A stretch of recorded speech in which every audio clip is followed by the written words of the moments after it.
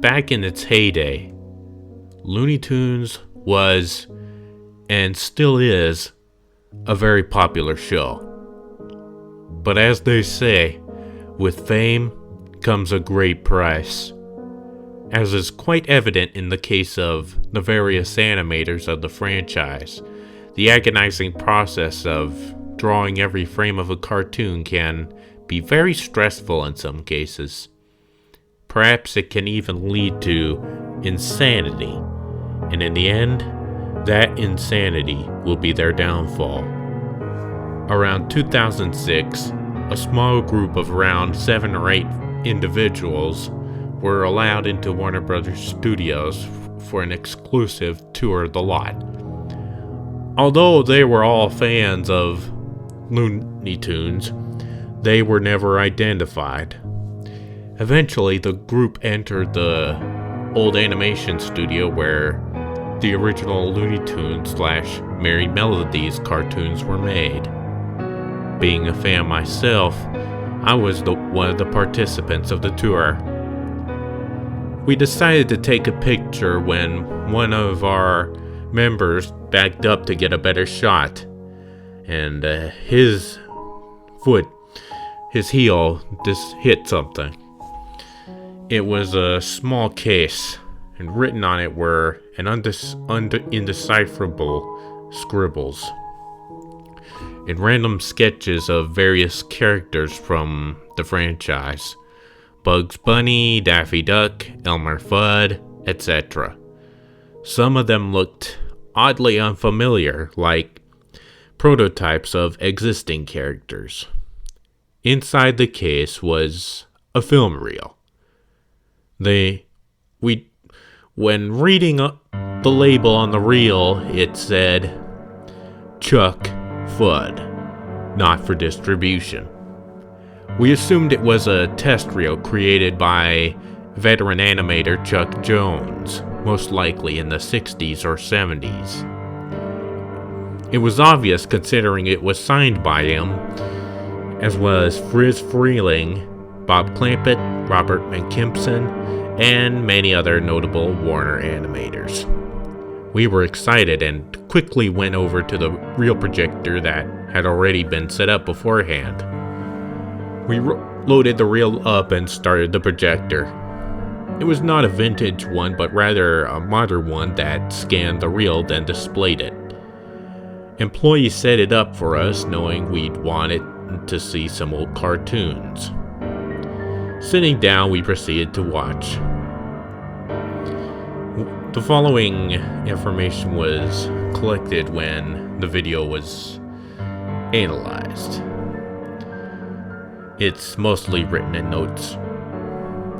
It started to be nothing but static, as if the reel itself was interfering with the projector. It then displayed a montage of all the shorts Jones made during his time at Warner. The quality was not great and the colors were not as bright.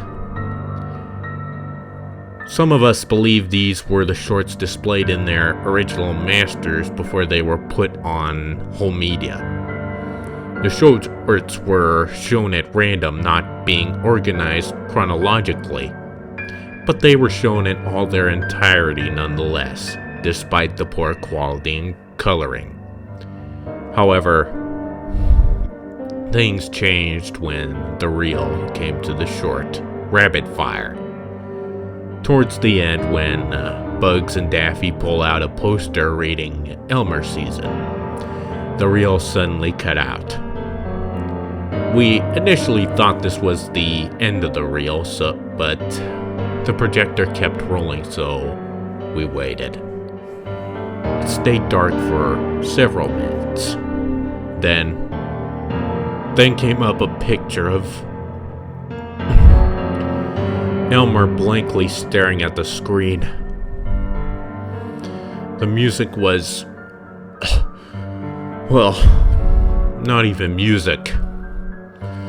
It was just one continuous note with varying pitches. Elmer's eyes were bulging. more realistic than what would it usually be seen in these cartoons. His hat, however, was a different story. It was poorly drawn, and the colors seemed to be scribbled onto it. The brown color or even overlapped over his face a bit. The video got progressively more shaky as the camera slowly zoomed in on Elmer's face. This went on for about 30 seconds. I'm relaying this from memory because, like I said, they had to take notes. Afterwards, Elmer's face quickly overtook the screen. His eyes were dark voids with small white pupils. Or red, I don't know. I don't remember. His mouth was exploded in a mix between a wide, unnatural grin and sheer agony. The static got worse than it ever was. You could barely decipher what was happening. All that could be heard was a grown man repeatedly screaming as if being tortured. This went on for about 30 more seconds. Then as the screaming faded out, another clip popped onto the screen. It was Bugs. It was a clip from a short with the Buzzard where, you know that one where Bugs fell onto the ground and thinks he's been reduced to bones? But it was different this time. His eyes were whited out. The bones contained organs, including a still beating heart. His hands were covered with blood. Bugs was shown to be crying, but the noise I heard was screaming. And it sounded deafening, as if someone put a microphone up to the screamer's mouth. The screaming was constantly cut off, and every time the screaming happened, static got worse. One could hear the faint sound of children screaming as well. The screen went black. After a while, a clip of another short appeared. It was too dark and distorted to see what it was. I thought I could see Bugs or Elmer. After the clip ended, a dark, shadowy face with red eyes and sharp teeth appeared on the screen, accompanied by the faint screaming that got louder and clearer as the scene went on. The final shot of the video was the ever so famous "That's all, folks" end card. But the entire thing was in black and white, and the violent static overtook the screen again. You could see the background change from bullseye rings to a single eye staring into the camera, to a blank, empty void. All the while, the signature still drew itself out. I thought I could see that damn shadowy face, barely visible, still staring into me. The audio this time was a slowed down, distorted version of "The Merry-Go-Round Broke Down," with incomprehensible noises being played in the background. The video ended afterwards. I can hardly remember what happened next. Eyewitness accounts told me that we had gone completely berserk the second that reel ended. One of us jumped out a window. 2 others slit their necks with a broken glass. I don't know what else happened, other than waking up at the hospital strapped down to a bed. But it seems I'm the only person who survived. I was later told one of my buddies robbed the studio lot and stole the reel. They made a digital copy of it.